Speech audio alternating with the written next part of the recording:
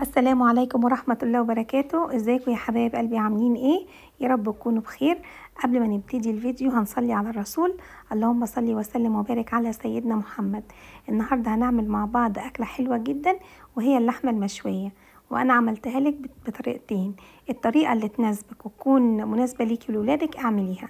حباها على الشوي اعمليها على الجريل، ما عندكيش جريل انا عامله لك طريقة تانية هنشوفها مع بعض. قبل اي حاجة هنتبل اللحمة. بصي يا حبيبه قلبي، انا حطيت طماطم، حطيت فلفلايه، انت عايزه تحطيها حراقه او تحطيها فلفلايه مش حلوه عادي مش مشكله. نزلت بالبصل ونزلت بحبه ميه صغيرين وفلفل اسمر وملح. تمام، وكل الخليط ده انا ضربته في الخلاط. تمام. انت عايزه بالنسبه لك انت هتشويها على الجريل، خدي الميه بتاعه الحاجات اللي ضربتيها دي وانزلي بيها على اللحمة، وفي نفس الوقت استفيدي من الحاجات اللي انت هتصفيها اللي هي البصل والطماطم. انت ممكن لو انت عندك لحمة مفرومة هتدخليها عادي في اللحمة المفرومة ككفتة. تمام يا حبيبة قلبي، وهتتبلي فيها اللحمة. انا هنا حطيت فلفل اسمر وهنزل بليمون وهنزل بحبة خل صغيرين. يستحب لأي حاجة مشوية هتعمليها وخصوصا اللحوم ممكن تسيبيها من قبلها بليلة. تمام. الحاجات دي كلها بتتشرب، السائل ده اللحمة بتتشرب منه، اللحمة بتنعم، بيبقى طعمها حلو. تمام. انت لو جربتي الشوي وسبتي الحاجة من قبلها بيوم هيديها طعم احلى كتير. تمام يا حبيبة قلبي. بالنسبة بقى للجزئية التانية، اللحمة التانية اللي احنا هنعملها في الشوي في الصينية، وانا تعمدت ان انا اشويها لك في صينية ألمونيوم. طبعا الصينية الألمونيوم دي متوفرة في كل بيت. بصوا ادي اهو بقيه الحاجه اللي انا صفيتها دي اللي انا هحطها في اللحمه المفرومه.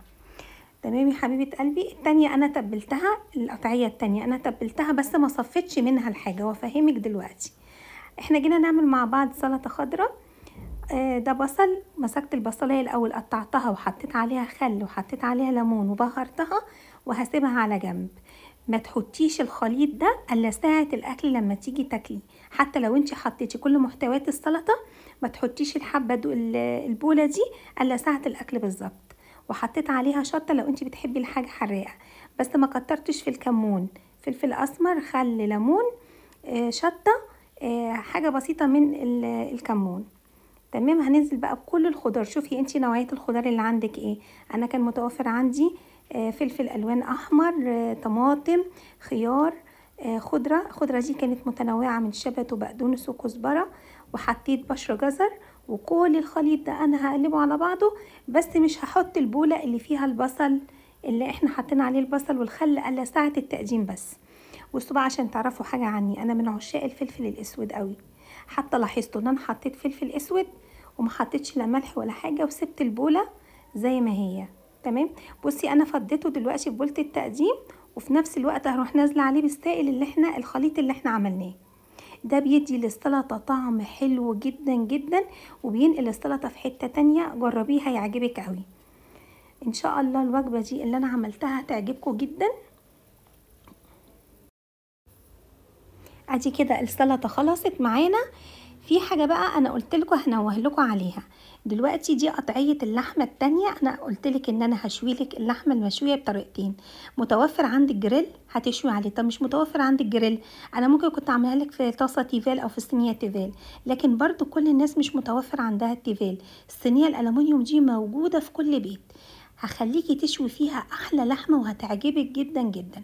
بصوا انا كنت متبله اللحمه بنفس التتبيله اللي انا تبلت بيها اللحمه التانية، بس انا في دي انا ما صفيتهاش. نزلت عليها بكل الحاجه اللي فيها الطماطم وكل ده، وسبتها برضو من قبليها بيوم. ولما جيت حطيتها في الطاسه دي وخليتها تشرب طبعا هي هتنزل ميه، خليتها كلها تشربها.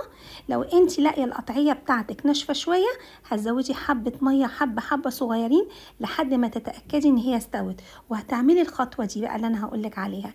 هتجيبي نفس الطاسه تنزلي بحبه زيت وبحته ليا صغننه، وتروحي مشوحه فيها اللحمه من الناحيتين تاخد لون اللي هو لون الشوي. انتي لو جربتيها مش هتحسي في فرق بينها وبين اللحمه المشويه اللي هي على الجريل على فكره. والله طعمها حلو جدا، لدرجه ان هي عجبت ولادي اكتر من اللحمه اللي انا بشويها على الجريل. بصوا انا خليتها خدت نفس اللون. على فكره انا ولادي بيحبوها اللون ده، احسن تفتكروا ان هي اتحرقت مني او اتلسعت. انا لو ما كانتش اللحمه واخده اللون ده مش هتعجب ولادي، هيحسوا ان هي مسلوقه على فكره.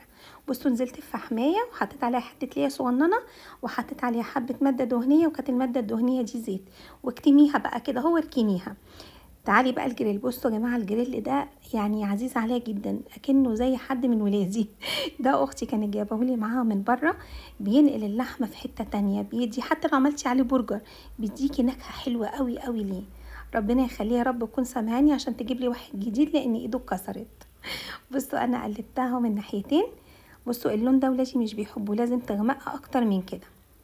احنا اللحمه التانية خلصناها، ودلوقتي احنا بنعمل اللحمه التانية اللي هي على الجريل.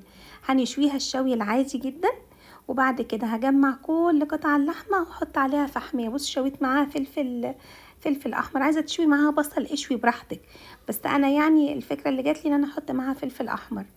وهنزل عليها برضو بالماده بفحميه وماده دهنيه، واهم حاجه ان انتي تكتمي عليها على طول. الطحينه دي احنا عاملينها مع بعض، وارجعوا لفيديوهات القناه هتلاقينا ان احنا عاملينها وهتبقى موفره جدا ليكي. بصي حطيت الطحينه الكميه اللي انت عايزاها، حطيت توم، حطيت خل، حطيت ليمون.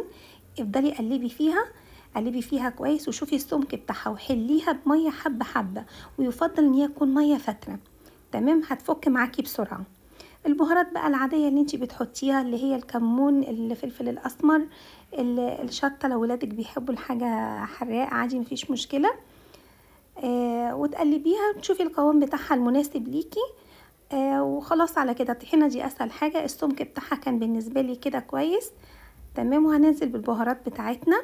خلصنا النهارده، احنا كنا عاملين اكله كانت حلوه جدا، مشويات بكل حاجه، وفي سلطه بنجر. برضو انا مش عارفه انا صورتها لكم ولا لا في فيديو قبل كده، لو ما كانتش متوفره هبقى انزل لكم بيها ان شاء الله. خلاص كده خلصنا اكلنا. دي اللحمه اللي اتشوت في الطاسه في الصينيه من الالومنيوم، ودي اللحمه اللي اتشوت على الجريل. اتمنى تجربيها وان شاء الله هتعجبك، وان شاء الله يكون فيديو ممتع بالنسبه لك. والسلام عليكم.